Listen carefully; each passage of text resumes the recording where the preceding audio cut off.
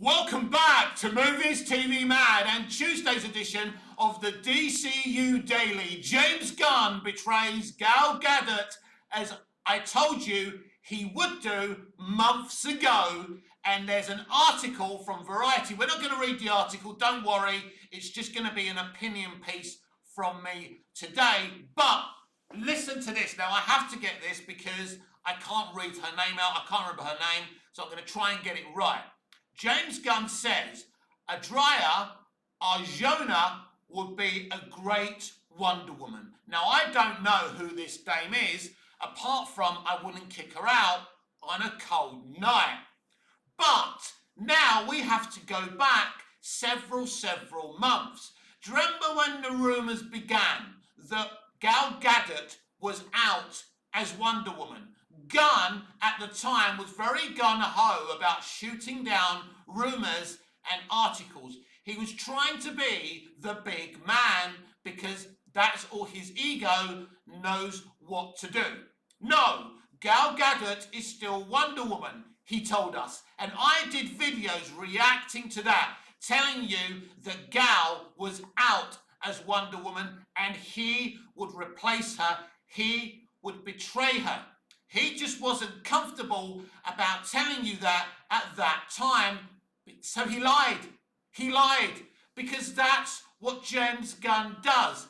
His whole DCU, most of the things he said since taking over as co-CEO of DC Studios has been a damn lie, including his slate, including his Gods and Monsters Phase 1 arc, or whatever he's calling it today. Gal Gadot was never going to remain as Wonder Woman. But the lies get even deeper because several months ago, Gal Gadot claimed that her, James Gunn, and Peter Safran were working on their own Wonder Woman 3. Again, I called this out as bullshit. All of a sudden, Variety and the Hollywood Reporter was saying that this wasn't true. Secretly, behind closed doors, Safran and Gunn wanted to make sure that we thought Gal Gadot was a liar. Now, I don't think Gal's a great actor. I don't agree with her views on Palestine and Israel, but I do understand that she was an Israeli soldier, so I can understand why her point of view would be that. But it doesn't matter what you think of her views on the Middle East problem. Has nothing to do with anything. I can separate people's politics and views from them as an entertainer. It's a shame more YouTubers can't do that. But anyway, she claimed they were working together. They denied this via THR and Variety. They didn't have the guts to call her a liar publicly, directly, so they got THR and Variety to do that. But let's go back even further. James Gunn came out and said Henry Cavill would no longer be Superman, that Henry Cavill wouldn't be his Superman, despite WB a few months before announcing that Cavill was back as Superman. The biggest of lies. Now, interestingly, Gunn never officially came out and said that Ben Affleck was no longer Batman. That's very interesting, isn't it? But what he did do is come out and say that Patty Jenkins' Wonder Woman 3 was dead at WB. But the way Jenkins was selling it was that maybe at some point that could happen. Utter fucking bullshit. Because that's what the entertainment industry is today. Utter fucking bullshit. Now let's be absolutely clear, even though Gal Gadot isn't the best of actors, I think she's a fantastic Wonder Woman. She was fantastic in Wonder Woman 2017, and she was fantastic in Zack Snyder's Justice League. She was shit, as the film was shit, Wonder Woman 84, she was shit in that film. She was shit in her cameo in The Flash. She was shit in her cameo in Shazam, Fury of the Gods. But when she's directed by Zack Snyder, the magic seemed to happen.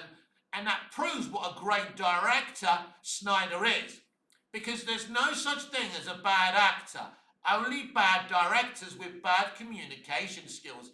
Any director worth their salts can make you deliver your lines convincingly. Now, people will say to me, but Mick, Zack Snyder didn't direct Wonder Woman 2017. Yes, he did. He directed it alongside Patty Jenkins. Basically, Wonder Woman 2017 is the vision of Zack Snyder and comic book writer Alan Heinberg, who's also has been working on the Sandman Netflix series, and you can see how good that series is. Heinberg wrote a brilliant screenplay. Now, WB splashed the bright colours and wanted Wonder Woman to have a brighter coloured costume, and they messed with the third act. But basically, the beauty of that movie, the No Man's Land scene, was shot by Zack Snyder. Not a lot of people believe that. Look at Zack's previous work and tell me that Zack didn't shoot the No Man's Land scene. It's beautiful. It's one of the greatest scenes in comic book movie histories. But some of you fools call him a bad director, someone who doesn't know what he's doing. No, it's you who don't understand movies, who don't understand cinema. Zack Snyder is a great director. You can admit Zack Snyder's a great director without actually liking or loving his movies. So James Gunn told a lot of lies about Gal Gadot and Wonder Woman, about Gal Gadot still being Wonder Woman. You don't have to believe me. It's all documented on the internet. Go back and check the fucking articles. Check his Twitter. Check his fucking threads. He was originally saying that Gal Gadot was still Wonder Woman. But when he announced his slate, instead of announcing a Wonder Woman movie, he announced a Wonder Woman prequel series geo-locked on HBO Max, Paradise Lost, which basically wasn't going to have Wonder Woman in it. Who the fuck wants to watch something about Wonder Woman that Wonder Woman isn't in? Now, don't forget what Zaslav said when he first took over Warner Brothers Discovery, that the three principal characters that will be leading the DCU would be Superman, Batman, and Wonder Woman, because they are the most popular characters at DC. But we were hearing nothing about a Wonder Woman movie. Now, all of a sudden, as he started promoting Superman, all of a sudden, he pulled out of his arse that he's developing a Wonder Woman movie. Isn't that convenient? The truth is, Gunn never wanted to touch a Wonder Woman movie. It's Zaslav who wanted Superman, and I think it's wrong, but it was Zaslav who wanted Superman to launch the DCU. I think that was a mistake. I think putting pressure on yourself with a big character like Superman that has divided audiences with Man of Steel and BVS was a mistake. I love Man of Steel and BVS. Don't get that fucking twisted, right? But those films did divide audiences. But Man of Steel made solid money, and so did Batman vs Superman, Dawn of Justice. No matter what the idiots say, those films were successful. He should never have launched with Superman. It's hard to get Superman right. Well, I don't think it's hard. I think I could get a Superman movie right. I think I could launch the DCU with Superman. But these hacks, these creatively bankrupt hacks can't. I've already told you what a mess his Superman movie is. Now, there's elements of it that I actually liked. But you can't have an inconsistent movie. You can't just have a movie that's a trailer where you got some bad things and some good things. For example, he's still using that horrible flying sequence to promote this movie. And he claims he's updated it. He's improved it. What a fucking mess this marketing for this movie has been. Because let's go back to the Man of Steel marketing.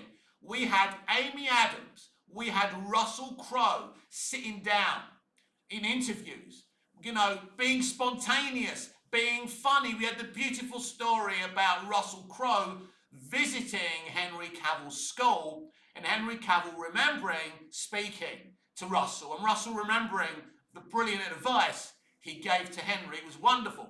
This is why you cast movie stars and actors that people want to see, because the promotion, they're important to the promotion. Marlon Brando and Gene Hackman were important to the promotional aspect of Superman 78. No one cared about going to see Cape Shit in 1978, but Brando, Glenn Ford, Gene Hackman, people like Valerie Perrine, these were proper people. And you would go and see a movie, depending who was in it in those days. Now, the boring nobodies, suit full of fuck-alls who think they're movie stars but are not, cannot attract people to movies. Sydney Sweeney's breasts can't attract people to movies. All Sydney Sweeney's breasts can do is attract them to her content and buying her con artist fucking soap, apparently with a fucking bath water, right? But these are not movie stars, right? But Man of Steel actually had movie stars in it. I'm forgetting one of my favourite actors of all time, Kevin Costner, as Pa Kent. Diane Lane is probably the best Martha Kent we've had in live action, and I fucking love Annette O'Toole as that character in Smallville. So we had proper movie stars. One of the things I said on my channel from the beginning about Superman, it's got no movie stars. Nicholas Hoult is not a movie star. He's famous, he's talented, but you wouldn't be very excited if you met him in real life. You shake his hand, he's a nice guy. I've met Nick, I love him, but he's not a movie star. He ain't a movie star. There's no one on that movie to attract you to go to see it. You see the interviews with Cornsweet and Brosnahan and Holt, and they're so paint by numbers, they're so matter of fact, they're boring. But go back to all the interviews with Crowe and Adams and Cavill. Cavill was interesting to speak to. And all Cornsweet is doing is saying what he's told to say. I loved Smallville. No, you didn't. You don't even know Smallville, mate. And now he's saying that Superman wasn't even his character. I thought he was a big Superman fan and he always wanted to do this role. Now he's saying he was a Spider-Man guy, but he started watching Smallville when he was... Look, it's all bullshit, but their interviews are so boring, let alone the cringy clips they're fucking releasing. So no one should actually be surprised that Gunn has betrayed Gal Gadot. As I say, you don't have to agree on her views on the Middle East, but she was a fucking fantastic Wonder Woman. So we've lost Cavill, we've lost Gadot. I was happy that Gunn cancelled Wonder Woman 3.